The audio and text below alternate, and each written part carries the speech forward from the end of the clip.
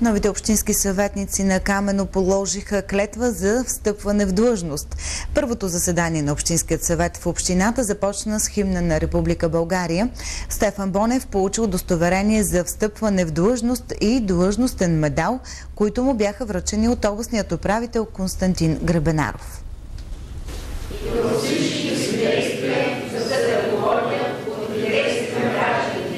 Клетвата по встъпването в длъжност бе водена от най-възрастния общински съветник в Камено Стойка Драганова. В клетвената декларация се подписаха всички съветници и кметът на общината Стефан Бонев. Това е задължение на всеки един кмет. Къде основно ще бъдат насочени усилията ни в този мандат?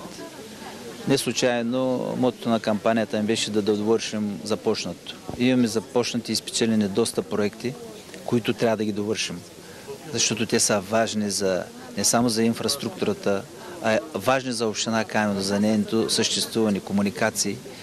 Но основното, което е усилията, които ще насочим, това ще бъде към хората. Най-вече на първо място приоритет са децата.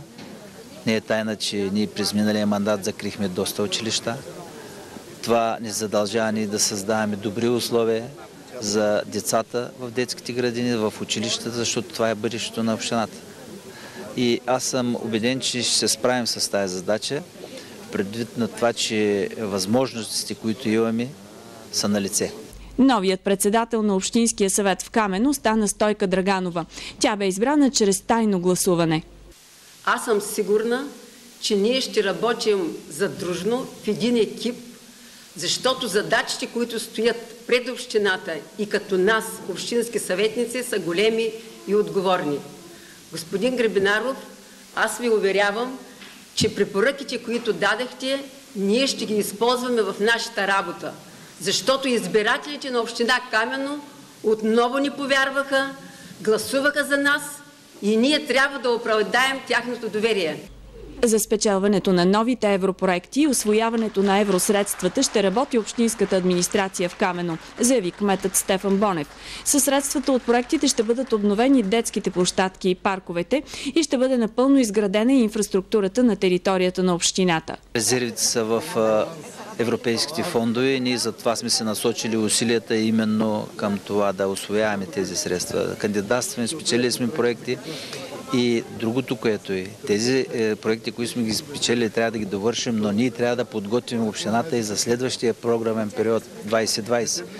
Ние за следващите 2 години трябва да направим достатъчно качествени проекти, с които да кандидатстваме. Не само, разбира се, да се съсредоточим в град Камено, в съставните селища. Това са свързани преди всичко с изграждане на канализации в съставните селища, по инфраструктурата, пътища, тротуари, спортни бази. На първото заседание на Общинския съвет в Камено клетва положиха и кметовете на село Свобода, Георги Георгиев, село Кръстина, Допринка Тодорова, село Винарско, Тодорка Вълева, село Трояново, Андон Николов, село Русокастро, Георги Ганчев и село Черни връх, Христо Михов.